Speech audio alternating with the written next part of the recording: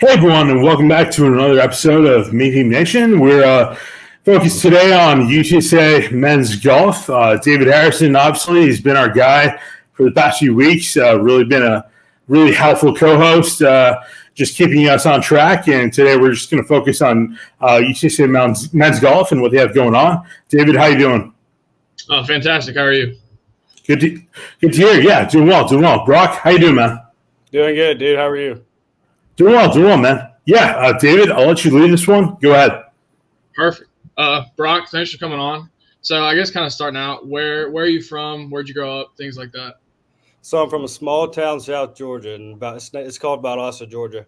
And then 2.5 years ago, right before I entered my junior year of high school, I moved to a place called Ponte Vedra Beach, just 20 minutes south of Jacksonville on the beach. It's pretty nice. Get to play TBC Sawgrass and get to play with all the pros like Billy Horschel and all them. So it's pretty cool. And then Coach Wernicke brought me all the way out here, 15 and a half hours away from home. So it's pretty cool. No kidding, man. So I guess coming from Florida, being your freshman year here, kind of what did you see difference wise between Texas and Florida, even golf wise or just kind of people wise? Golf wise it's totally different. In Florida, it's oceans, lakes, ponds everywhere. Not as many cactuses. There's no cactuses in Florida. So, don't hit any cactus because it hurts. And the wind is about the same. Wind's coming off the Atlantic over near Jacksonville. It's just crazy. And then the winds you get here is just a bunch of gusts, so you don't know where the ball is going. Sometimes you throw some wind up, it'll be going left, and then the ball will be going right in the air. So it took me some time to get used to for sure. But besides that, everything's been good. People are awesome, and all the race community where we get to stay and work out. Everybody treats me good, so it works out perfect. Nice. Oh, it's good, man. So I guess being a freshman, what was the biggest difference between high school and coming into college? Kind of what adjustments have you had to make? Because I know you finally got a semester under your belt. What kind of adjustments have you had to make since coming here? It was a big adjustment, actually. Living at home, having a little younger brother and sister, hearing all the ruckus and all the yelling from them, to coming 15 hours away, living by myself, doing everything by myself. I took all the responsibility from my parents, put it on me, which is perfect, and that's how it needed to be, to do what I'm supposed to do. But it was a big change. But like getting to know you, Dave, and all the help that you give to me, and all the teammates that I've surrounded myself with, they all help me out, and it's a good group of guys to get to know for not just now, but in the future after I graduate and whenever y'all graduate. So it's a good one. 100%. Yeah, I guess when it comes to pursuing golf, what I guess motivated you to pursue it beyond high school into college? So my dad played on mini tours for a while, and then he played at Mississippi State before that. Nice. And then he got a head pro job in Valdosta, Georgia, where I was born and grew up. And so, I mean, when he was a head pro, he would just take me out there to hit balls every afternoon. I got to meet all the guys, so it was pretty cool. But no, all my buddies are 3 or 4 years older than me back home, and they all ended up playing college golf. So I was like, you know what, I want to be like them one day. I want to go and pursue a professional golf career because, to be honest, I really don't want a 9-to-5 job because my ADHD it will be all over the place. So I just think that, and my buddies, my dad, and all the pros and coaches I've been around, it really pushes me to the limit to pursue this professional career I'd like to do. Nice. 100%. So I know for me, I was from Texas, so it was only 4.5 hours away coming down here. But for you, like you said, being 15 and a half hours away, was there a kind of a homesick factor, or just like kind of a wanting to be back home just because it's so far away? Not really. Well, I played in USAM before, so I was late to school. I was 3 or 4 days late to school. Because I played in USAM, but I really didn't get a chance to think about it because I was late to school, I was late to class, I was late to practice. So, I mean, when my parents left, it it took me a day or two to realize like I'm by myself now. Like let's see what we can do like on my own. And I didn't have any homesickness because, to be honest, at the beginning of summer I was like, get me out of here. Like let's go to college. Like let's Yeah, go to college. 100%. But no, I like living by myself. No hate to the parents, but Yeah. I love my parents, but I'm glad to be by myself and living the life I am.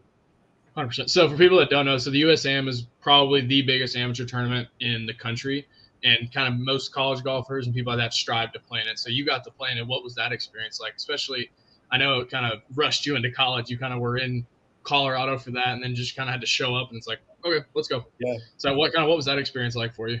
It was by far the best experience of my life. If I could relive that moment of me getting into USAM and then then hearing my name on one tee with all the people there, with all the just the environment. Like the environment was by far the best environment golf wise I've ever been to. It was best it was the best life experience that I've ever had happen to me. But don't hit it in the rough out there, I promise you. You make a big number quick. Uh-huh. I guess, Brock, yeah, like the question I got is like being someone who was a UTSA student, graduated in 2017, didn't play in the athletics at all, but how do you guys like manage, I guess, playing sports as well as, I guess, being a student athlete? Because especially nowadays when you got all these different conferences and you've got to like travel to a completely different time zone overnight sometimes. How do you sort of handle that compared to back when you were in high school where I guess everything was more locale based? Yeah.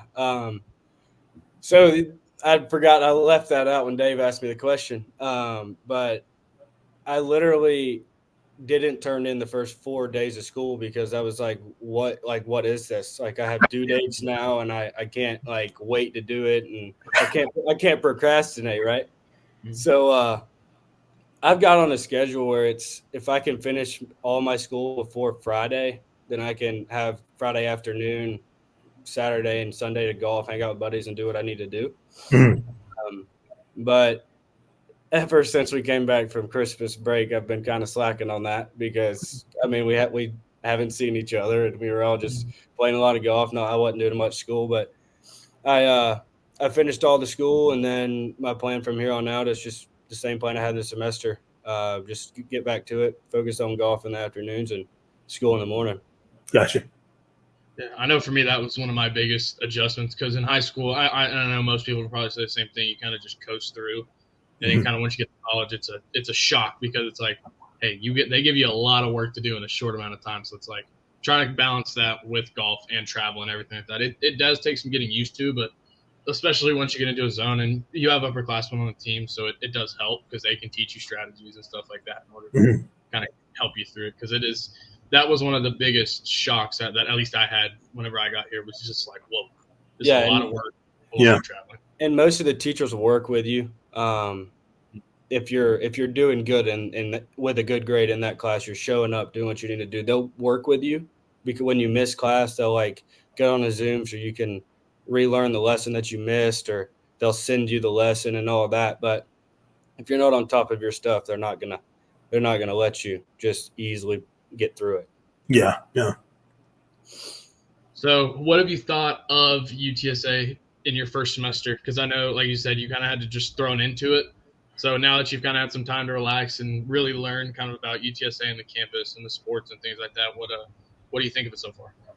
Oh, I love it here, dude. Coach Wernicke, Coach Ashley, the upperclassmen, you, Hunter, and all my roommates, Jack Walker, Tyler, Bryson, everybody, we all get along.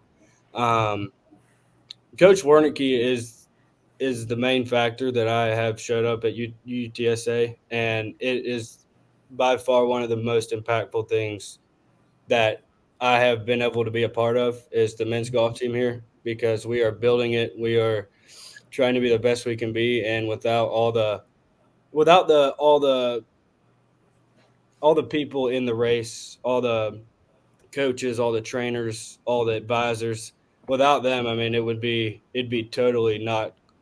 It wouldn't be this at all, and it actually surprised me whenever I got on campus and Coach Wernicke was like, "Follow me, we're going to go see Beth," and I was like, "Beth, I've met her before, but who's Beth?" But Beth is by far, she has helped me throughout the whole semester to get my stuff done on time, so that's good.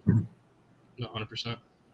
Yeah, when it comes to I guess golf, like I know with football and even basketball, like we have sort of established rivalries when it comes to like UNT, Texas State. When it comes to golf, are there any like rivalries right now that you would say are established, or maybe ones that you would hope kind of like grow on us over time? Dave, who's one of our biggest competitors? Texas So State. golf's hard just because we play Yeah. so many different teams. Like we're constantly playing all around the country, so we very rarely ever get the same teams like twice. But like there's a few teams where it's like when they're in the field, like, hey, you want to beat them. Like for us, one of them is always Texas State, just due to the same sheer fact. And North Texas. Yeah, North Texas. It's just due to the fact. So Coach Ashley was actually the assistant coach at Texas State before he came here. So it's one of those things where it's like, hey, when we see them, we want to beat them. And North Texas, it's conference thing. Like we always want to beat them. But with golf, it's kind of hard. It's just because you see so many different teams, and some you only see once or twice through the whole year. So it's different. But I think for us, it's in golf. You look a lot of times, you're not really looking at who's playing. You're more looking at you look at where you're at and kind of strength of field, and you say, hey, we need to finish here or whatever. You don't really compete against another team. There's no like I think about it. There's no points on the scoreboard. There's no physical contact, so we can't really. There's no talking crap out there with each other like football, basketball, and all that. So there's not really a head-to-head type of deal. Okay. Yeah. No. But it is interesting because we see so many different people around the country. You see so many different teams, and I guess that's kind of what I want to go to. My next question is, what have you thought of like being able to travel around, kind of pretty much around the country? Like we've been a lot of places this year already. It's been one semester, so kind of what's kind of been your experience with all this travel? It's been actually fun walking through the airport with all the UTSA stuff on. Everybody looks at you like who are these guys? And I mean, people like me and Jack were sitting in the plane, and people like came up and talked to us and were asking us all these questions about the program. And I think traveling is definitely brought our team together with all the crazy going on. 100%. And traveling, like flying to tournaments, has got to be the best feeling thing ever. When you land, you're like, we're here to win, we're here to play good, and then you after the last day you fly back home. And then we have we had 5 tournaments already, Dave. Yeah, 5. And we've flown to all 5, and then our first road trip's coming up Sunday. Sunday, first road trip. I'm excited to get in the van, which I've been in the van plenty of times, but I'm excited to get in the van and with the team actually be headed to a tournament and see what that feels like too. Nice. No, it's fun when we get to travel. It's fun to travel as just a group of guys, and it's funny because I feel like since I've been here, I feel like we'll fly to the most random places and we'll see someone who went to UTSA and they'll come up and talk to us. Like how it goes when we were in Florida, or we flew from here to St. Louis to Jacksonville, and we were walking down the hall or whatever, and there was these 2 guys sitting at the bar to the left, and all we hear is UT, and Dave finished SA, and we were like, what in the world? You see UTSA alum in some of the just most random places, but like it's funny about UTSA alums, they're not afraid to come up and talk to us. Like UTSA alum have to be some of the most like outgoing people I've ever seen. Like it's amazing how many people we see out on like a weekly basis. Yeah, I think UTSA is like interesting because like when you do see them out of the state of Texas, there's a pretty sure guarantee that they're probably like either alum or they're very close to that. And so there's a very close connection to UTSA as opposed to, I guess, like, you know, being a T-shirt fan and not being really involved at all. Yeah, 100%. And so it's pretty cool whenever you see people like that out when we're traveling. Just it's cool that they'll come up and talk to us, and it's just like, oh, hey, that's cool. Yeah. So what have you thought about TPC San Antonio so far? I know because you came from where you are. We got to go play there the other week, and it's beautiful. It's a very different style of golf than what's here. So kind of what has your thought been of TPC compared to where you're from? Well, growing up on a small 27, it's not a small, but it was a smaller in Valdosta, 27-hole golf course, um, with a lot of grass. You could hit it wherever, which is what most golf courses are. But then moving to TPC Sawgrass in a place called Plantation in Ponte Vedra, it's hard to beat those. But when Wernicke asked me to come on a visit, and I come on a visit here, and I was like this is the place. Like you get penalized for driving the ball bad, you get penalized for putting bad, you get penalized for chipping bad, and that's what you need to do what me and you want to do, Dave. That's Yeah. become a professional golfer. Is you need to play a hard style golf course where you can work on those things. And I told Wernicke on the way home, the night we flew in, a FaceTime, and I said I'm in. He's like, "Can you tell me why? Like you're in?" And I said, "Well, all the people in the race."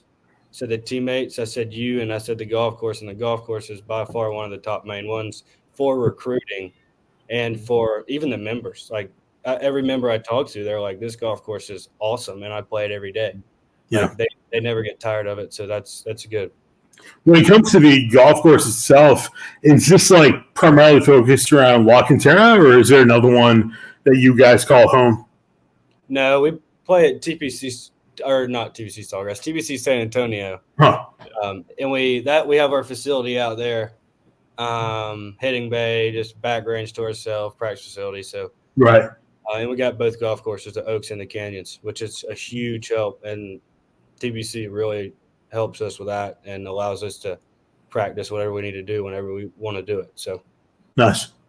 They're awesome out there, and it's pretty interesting. So like we play like TPC San Antonio is like our place, like that's where we're at all the time. Yeah.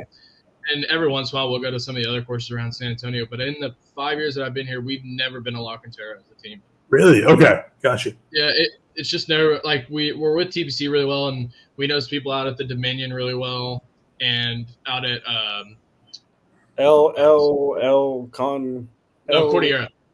Cordillera. I about Cordillera. just said it.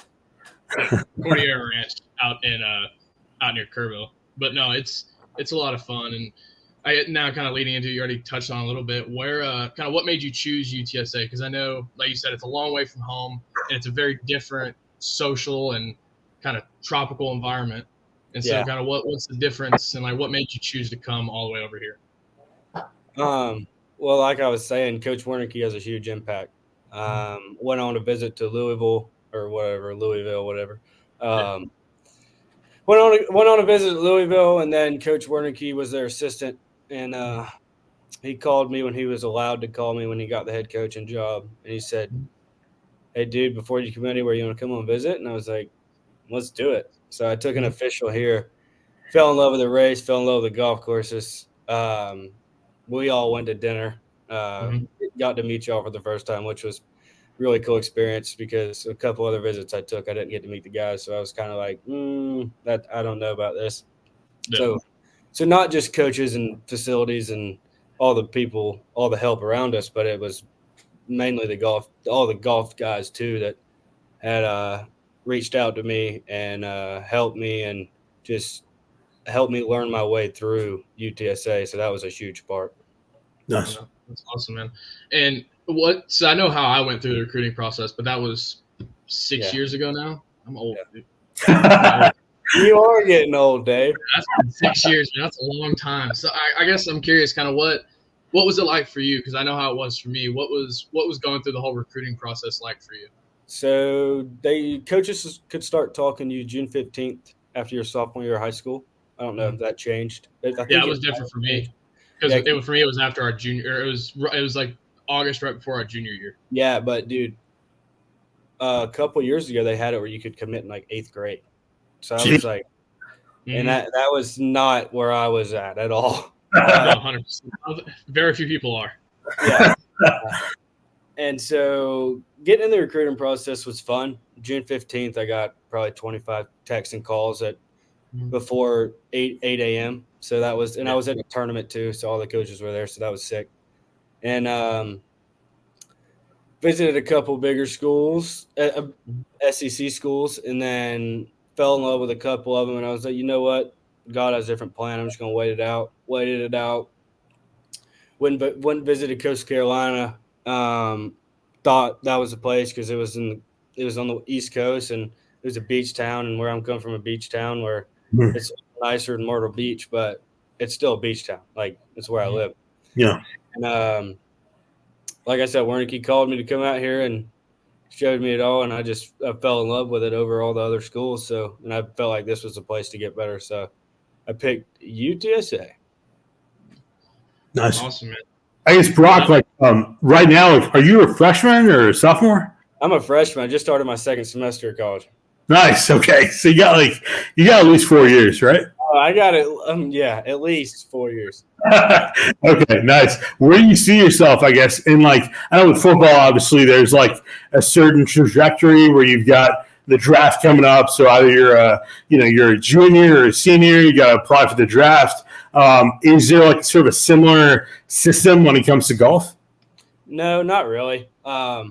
There's a thing called Korn Ferry and Q School and America's Tour and the Canadian Tour and a couple other tours like that, and Live now. Forgot about Live. Mm-hmm. But it's all about. I mean, there's PGA Tour U, which is rankings. If you come in top 5, you get your tour card. If you come in top 6 to 15, you get like exempt full Korn Ferry, and then if you get 25 or 15 to 25, you have like spotted status on Korn Ferry and full Canadian or whatever that might be. But the easiest way to do it is like Nick Dunlap just did it. I mean, go out there and win a tour event on a sponsor's exemption, and then you turn pro the next week. I mean that was God's grace to him, because no one else will ever do that again. And in the same week, we had Aldrich Pot Guider won the Korn Ferry, and then Caleb Surratt turned pro and went to Live. That's just, and it's crazy to think about, but that's definitely what golf is coming to nowadays. Is young golfers are definitely populating the growth of good golf. So that's what it's coming to, and that's what everybody else is trying to do, like me and Dave. Gotcha. It just seems like the higher level of golf keeps getting younger and younger. Like all three of those guys that he just mentioned are under the age of 21 years old. There's like 2 20-year-olds and a 19-year-old. It's like, I mean, I just turned 19 Sunday, and I feel like I'm young compared to these guys, and they're my age. No, it's insane. And one of the guys you mentioned, his name's Caleb Surratt. He was a freshman or sophomore at Tennessee. He's a sophomore. He was a sophomore at Tennessee, and he just signed with Live, which is the Saudi-backed golf league. Mm-hmm. And they signed him for like $5 million, and they just played a tournament. They just played a tournament in Vegas, and he couldn't get into his hotel room because he's not 21. Because he's not 21. How about that?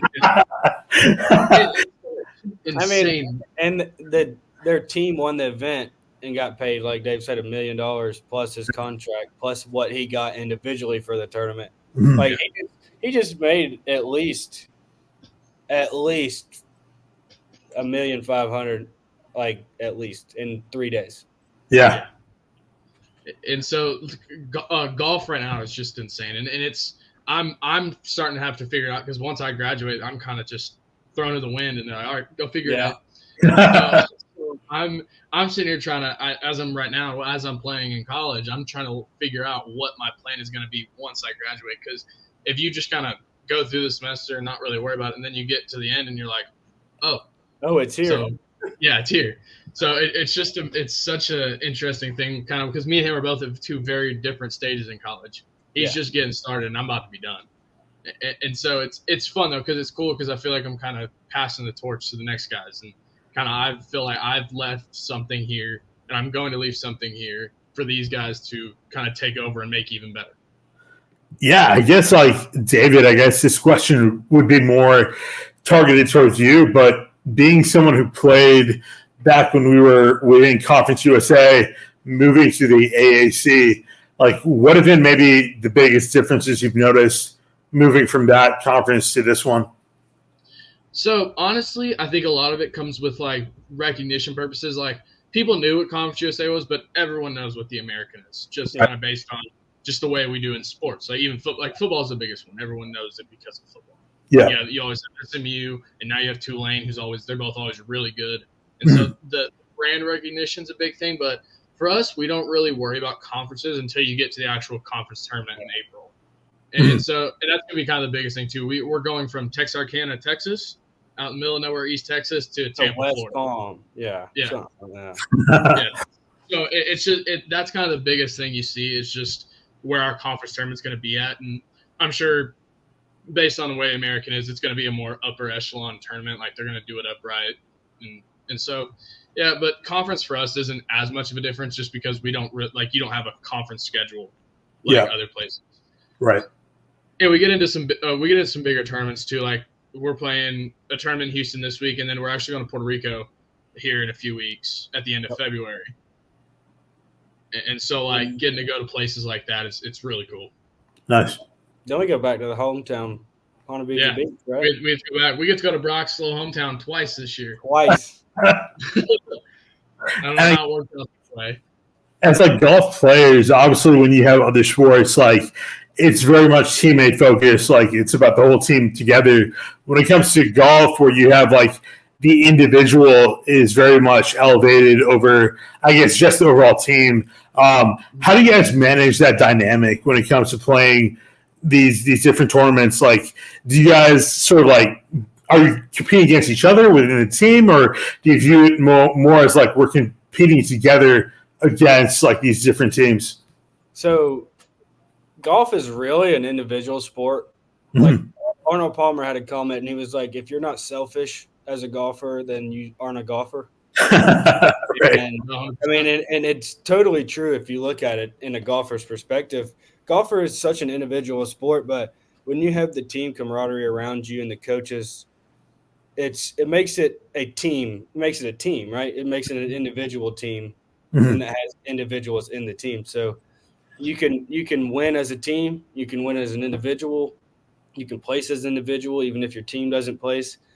That's where other sports and people don't see it. And then the only time we compete against each other is in qualifying.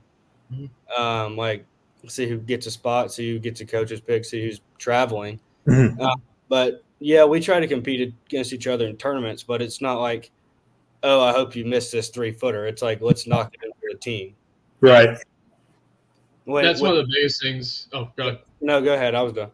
That's one of the biggest things is it's just like even like just as guys, as teammates, we're competitors against each other just because we like to compete. It's fun. We grew up, we always compete. Yeah, that's how it is. You just kind of compete against your team, but you always want to see your teammates play well because you want the team to do well. Like, yeah, you want to play well individually, but I think a lot of us look at it as we want to play good to help the team. We're not really worried about where we're going to finish. Exactly. We're looking at, hey, the team's here, but we want to get to this position. So we all have to contribute to help the team play well. Right. Exactly. And so the individuality mindset doesn't really come into play I think I've noticed for our team, because also I think our team camaraderie is really good. Like we're all really close with each other, like to hang out, like even outside of sport, just hanging out, watching football or watching basketball, whatever it is. We like to hang out as a team. And so we always want to see our teammates succeed, whatever it is. Right. And so it's different. It's hard to comprehend that as somebody who watches team sports, but no, it's good. Nice. Let me think. So coming from Florida, or I guess Georgia and Florida, over to Texas, because I know the weather is very different. Yep. Just like you said. So what has it been like trying to adjust? Not even the weather, but like the type of grass is different that you play on from Florida. What's it been like trying to adjust your game to fit Texas weather? It's a good question, Dave. So moving from Florida to Texas, like I said, was a good thing for me. But I moved here and I was like, why is it so dry? Like when I why is it so dry? And I asked my roommate Jack, who plays on the golf team, Jack Wayman. He was like, dude, it hasn't rained here in 3 weeks. I was like, what? Like, where are we right now? because in Florida it rains in summer and spring it rains for 30 minutes from 3 to 3:30 or 3:30 to 4 every day, and so all the conditions are the same. And then I haven't really gotten a freeze in Florida, and then a couple of weeks ago we get this freeze, and which I kind of enjoyed it. I was like, dude, I've never been in a freeze before. Like, I've usually been in a tornado. Yeah. But I like it. The grass is Bermuda back home, Bermuda back home. Yeah. But it's Bermuda here, right? Mm-hmm. Yeah. But the rough is a little different. The rough back home is thinner, and so it sits down, and you get like harder lies, I should say. In San Antonio, you either get a really bad lie, or in Texas golf, you either get a really bad lie, or it sits right up on top because it's thick. Mm-hmm. Most of the golf courses, like the Oaks at TPC, you can get some really hard lies out there, and it could be sitting on top of the rough. Yeah. But besides that, the greens are totally different because they're sand based in Florida, and then they're dirt based here. Mm-hmm. But besides that, it's pretty similar. So for you, I know for me, when we travel to all these different places, like it's hard to kind of just show up. You have a day to practice, a practice round day, and then you just got to kind of go. Yeah. And so it's really different here because it's like, hey, we play on this type of grass, these conditions all the time, and then you go to somewhere like New Mexico, where it is totally different. It is dry. We're at elevation and completely different grasses. So like, how do you kind of manage that? Because we're constantly going around to all these different places. Kind of, how do you personally manage that? Well, I'd never play in elevation ever because I'm on the East Coast, right? Mm-hmm. So going to New Mexico as my second collegiate tournament of my career, I was kind of like, dude, this is the second time I played in elevation. Besides, I played in elevation at UTSA Amateur in Colorado. But I didn't think it was going to be anything like that, right? Because I was hitting a driver to 380 in the air because of like 8,000 feet elevation or whatever we're at. Mm-hmm. But New Mexico, the elevation is just – it makes it hard for me because most guys play for meters on elevation, and I couldn't tell you what the meters are to yards if you gave me a calculator. Yeah. So – elevation was tricky, but besides elevation, it all has been pretty cool. I'm ready to go to Houston Sunday, and then I'm really excited for Puerto Rico. No, it's gonna be a fun one. Staying on the beach, it's gonna be cool. Yeah. No, it's gonna be a good one. So because I know growing up in Florida, you've been to Florida games, you've been to Georgia games in college football. So what was it like? Going to a UTSA football game, kind of in comparison to that, because I know it's not as large scale, but kind of what was your experience like this past football season? Our experience was so fun because in Jacksonville, there's no football besides the Jaguars, and I'm a huge Jags fan now.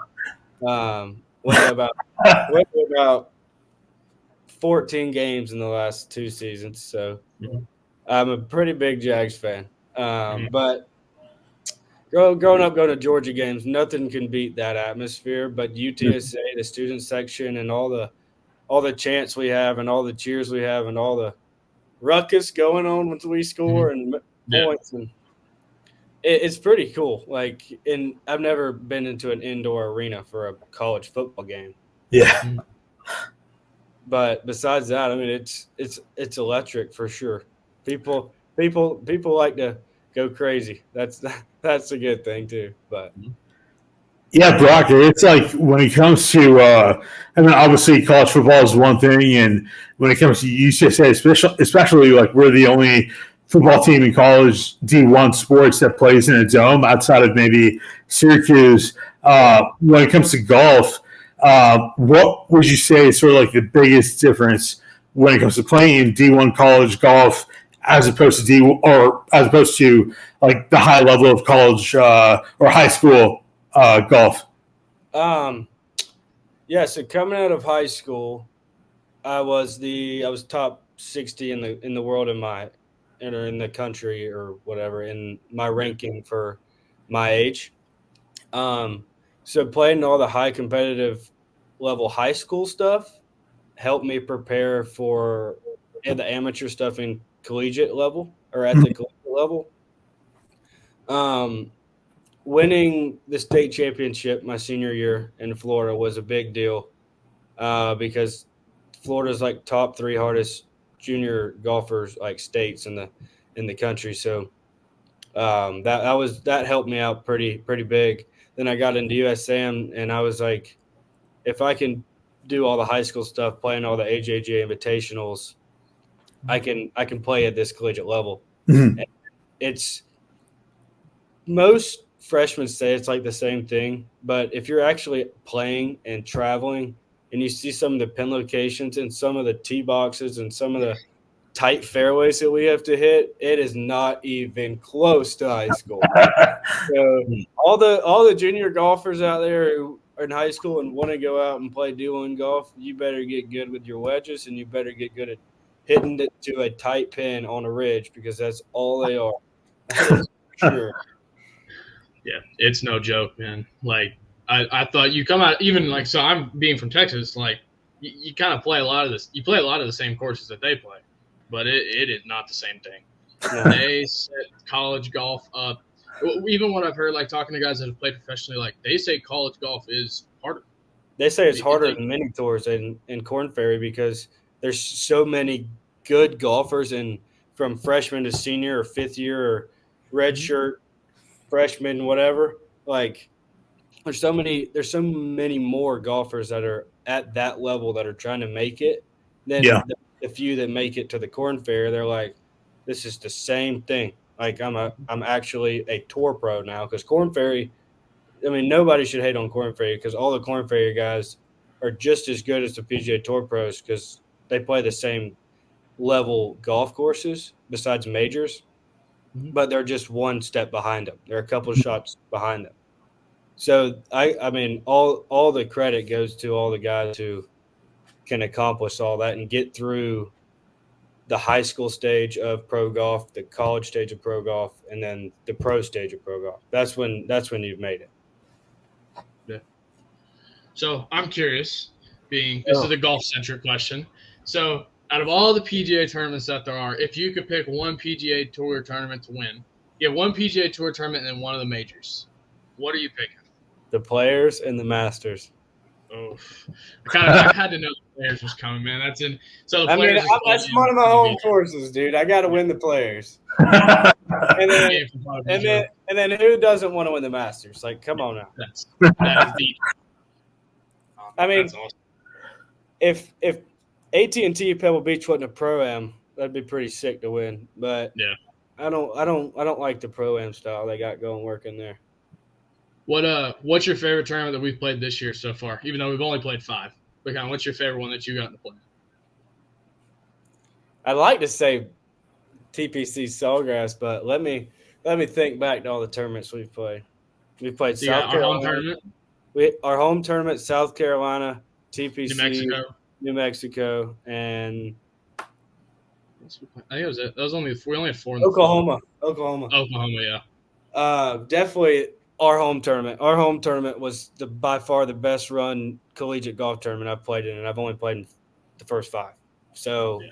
I mean, it's all the Valero donors and all the guys who put it together. I mean, they literally had the PGA Tour signs behind the tee boxes. They had ropes around the rough so no one would walk. Like, it was a professionally run event for sure. And props to coach and all the guys who made that work because it made a really good first impression. I was kind of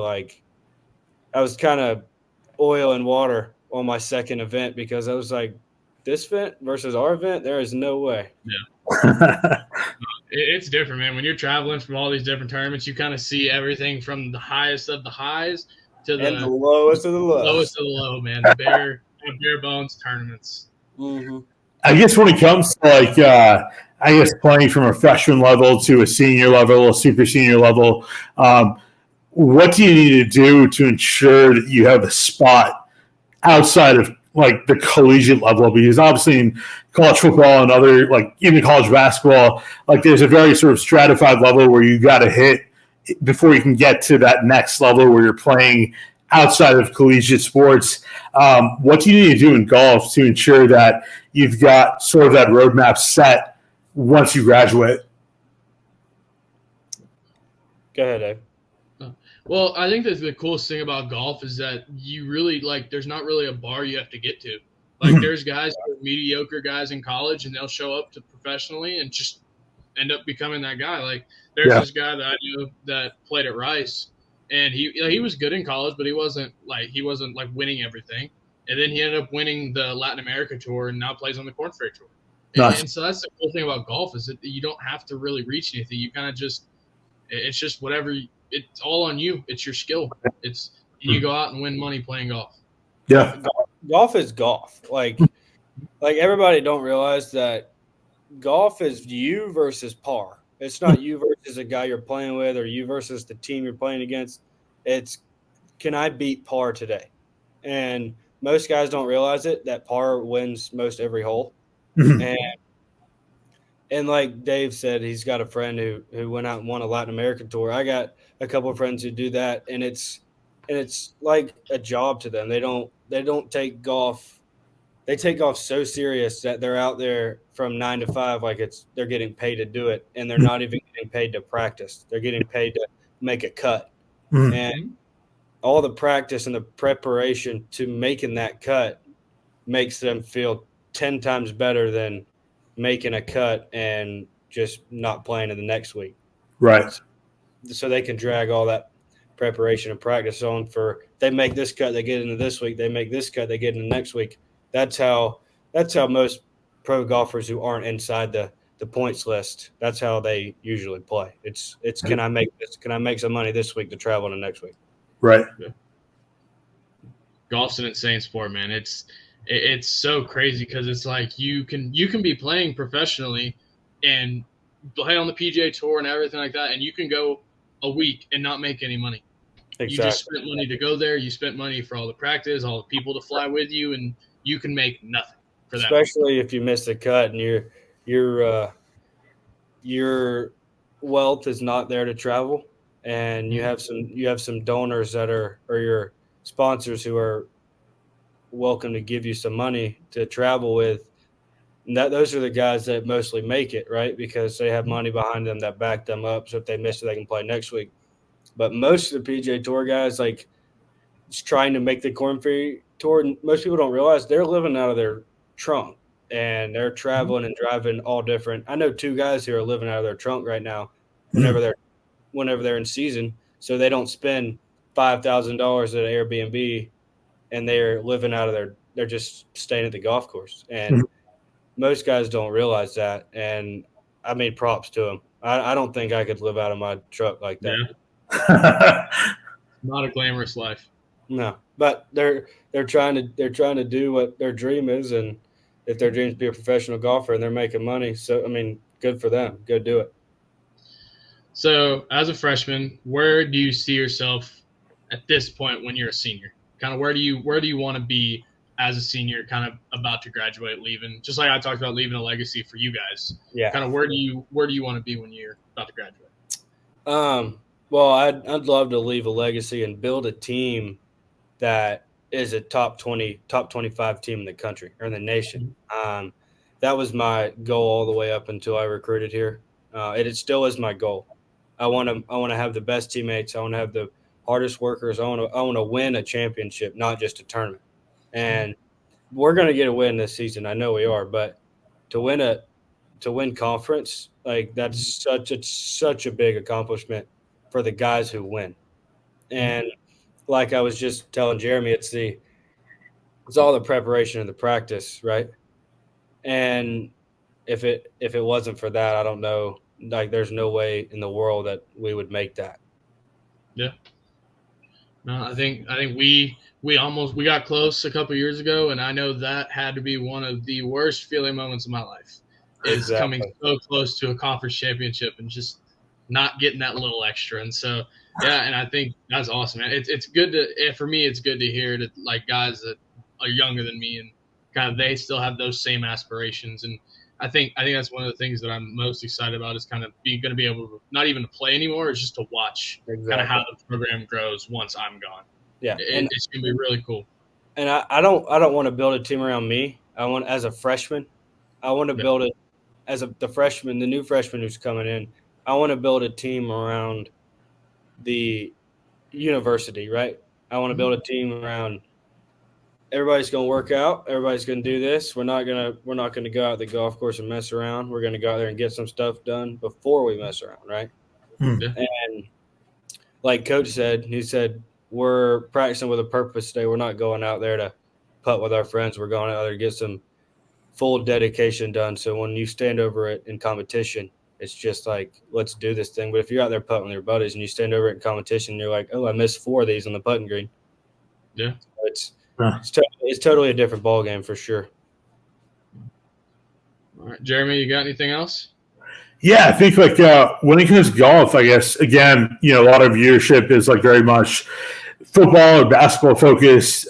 When it comes to like sort of the hierarchy within golf, when you're playing a tournament and just going about your day-to-day activities, how do you, I guess, sort of prioritize the team over like your own record? Is that something you do, or is that something that you more put as a secondary focus compared to, I guess, the overall team's progression compared to everybody else? Well, it's kind of different in that aspect. Whenever you're playing, I think I understood this right. Whenever you're playing with a team or your team, right, and you're having more success than the team, that just makes the team better. That makes them want to work harder to be playing to that success level. It's not like, say, Day plays better than me in a tournament. It's not like he's going to look at me and start just berating me about what I did wrong and this and that. Right. It's a team aspect, and he's trying to help me to get better for the next tournament. Mm-hmm. Did I understand that correctly? Or right? Yeah, you got it. Uh-huh. Yeah, and I think the biggest thing you kind of come around to is no matter what, like with our team, we're all so close that it's like you don't want to see another person fail. You want them to come up to the level of whoever they're playing with. And so I think everyone, I don't think anyone on our team thinks about themselves individually. I think everyone wants to get better themselves to help better the team. I think that's kind of where it's not a I'm cocky, I'm gonna do this for myself and I don't want my team to do it. There's none of that going on. It's, hey, come play with me. Hey, let's do this, let's do that. It's not like I'm going to play because I'm better than y'all. There's absolutely none of that going on. Yeah. Gotcha. Okay. All right. Is there anything else? Caleb, okay, so we're going to pause right here. Caleb just texted me. He said we had somebody's music in the background. Let me know if you guys hear anything. I don't hear anything, but I don't hear anything. Mm-mm. David, Caleb, feel free to join in if you know who's adding sound to it. I don't know. I don't hear anything. Yeah, I don't hear anything. Yep, nothing on my computer. All right. Oh yeah, I guess we can go from here then. If we need to edit it out, we can do it. But I guess Brock and David, feel free to join in on this. But I guess once you get out of college, what are your goals when it comes to golf? Is this something that you see yourself pursuing outside of just golf, outside of the college level, or is this something that you want to kind of focus on within college and then pursue something else outside of college? No, my dream of being a collegiate golfer and a high-level high school golfer is if I've made it to the D1 level, I don't need to stop now. I definitely love to pursue my professional career, and that doesn't – I mean, it's definitely going to take a few years because I'm only a freshman. I can't do it right now. And I'm definitely not pulling a Nick Dunlap right now. Yeah, 100%. But yeah, ever since I grew up with my dad. He'd take me to the golf course with plastic clubs. And now that I think back to all the memories that I've had with him and all the golf memories I've had with all my best friends now that I call best friends who I've met on the junior tour, we've all pushed each other and they're at the D1 level as well. And I just feel like if we would all do the same thing right and all play good, we could all make the professional tour like we were all on in the AJGA. And Yeah. I feel like that'd be just such a fun experience of playing professional golf with all my ex buddies and all my ex junior golfer buddies who I still talk to this day. I think that'd be really cool. Right. No, 100%. I know I'm getting a lot closer. My goal is to just go as far as I can with it and just kind of see what happens. I think at this point I'm young, just like Brock's even younger than I am in the professional world. And so I'm like, I got the time now. I'm like, I just want to go and just go do it and see what happens. Nice. Yeah, I know when it comes to like other sports like football or basketball, I mean, football especially, obviously you've got guys that end up going to the NFL. When it comes to college sports, college golf, especially UTSA, are there any players that have played at UTSA that you guys kind of look up to or strive towards emulating or surpassing? I personally don't know, and I don't know anybody who has played here. Mhm. I don't even know the guys who graduated last year. Yeah. I didn't meet them. I didn't get to meet them on my visit, but Gotcha. I don't know. I don't know many people, and I look up to Coach and Dave and Hunter Bott and all the fifth year seniors. But besides that, other guys on tour that are outside the university right now, I do not. Gotcha. I think the coolest thing is for us is we've been kind of an up and coming program in the last probably 5 or 6 years. So I think it's really cool to kind of, especially for me and Hunter, who are about to graduate. I think we can kind of set a trend of guys that are going to start playing professionally. I think it's cool to kind of be able to say, hey, we could be those guys that set the groundwork for people to look up once we're long and gone. Kind of be like, hey, this is where we want to be, kind of thing. Exactly.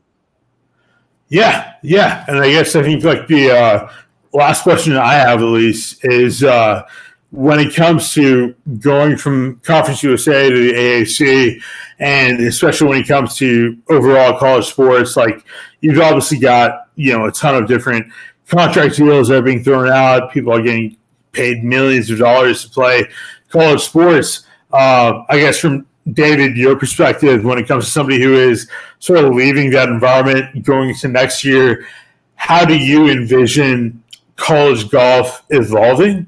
And then I guess, Brock, with what you see, what you have right now at the base level going up into the next 4 or 5 years, when it comes to college golf, how do you guys see that evolving? What do you hope to that transitioning into? Because now with a lot of other sports, a lot of the biggest worries is that, you're going to be playing with these big P5 teams, with these guys that are loaded with millions of dollars and tons of, monetary funds. And when it comes to golf, it's definitely a lot more about individual player skill set. How do you guys see that changing the landscape within, I guess, more of the top tier G5, as opposed to if you were in like the SEC or, the Big 12? I think there's been some change lately because of all the NIL stuff that has happened, like with all the big SEC schools. Like they're blowing up with money.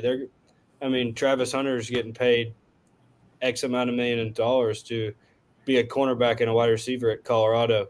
Right. And it blows my mind how much money people don't think that's out there, that's really out there for the athletes and for the colleges itself. But I think like you said, like the American Conference, the UTSA Conference. Where the hell did I go? Oh, there I am. I think that the American Conference and the USA Conference and all the smaller conferences that aren't SEC, Big 12, Big 10, stuff like that. I think that it still impacts the the community itself, because guys are getting paid in football this, and golfers, it's not like you hear there's $1 million NIL, come play. It's all about what sponsorships are you eligible to get, so you can be that professional, or you can be that top tier college golfer, and do all the professional things, all the correct things to make that happen. And I think every golfer has the same, or has this, how do I say this, has the same ability to make that money and make all those sponsors. But like I said earlier, it's a selfish individual game. So you got to do what's right for you, and you got to do what helps you make those sponsors make that money. And what tournaments you play and how you prepare for them. It's all about the sponsors. It really is. Gotcha. I think the biggest thing I'm going to see, I think in the next, I'd say the next 5 years, is I think that money is going to start working its way into golf, being honest. Because if you look at a lot of business people, you make, like, a lot of people make their deals on the golf course. That's where it's made. And people love to play golf with someone who's good. That's just kind of the way it is, especially in the business world. And so I honestly wouldn't be surprised to start seeing money flow into college golf. And it's really cool now, because with all this coming out, golf isn't a highly marketed sport. So a lot of guys are pushing their own content out via social media. And so it's really cool to see guys like, hey, I think I can do this. I'm just going to start pushing content out.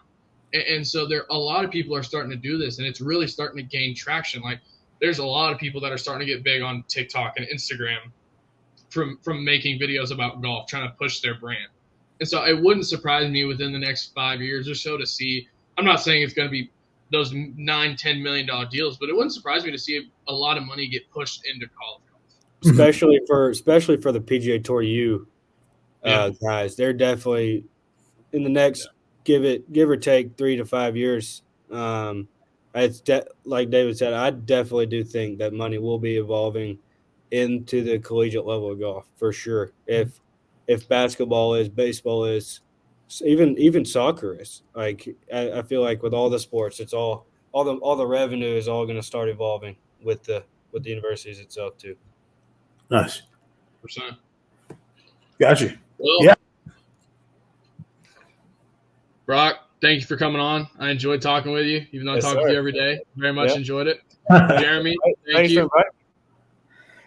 Yeah, man, it's been a great episode, and we really look forward to everything UTSA Golf has going on. If you guys ever want to come on again and talk about anything else that's going on, definitely feel free to reach out. And outside of that, we appreciate you guys listening on, and we'll catch you guys on the next episode. Thanks.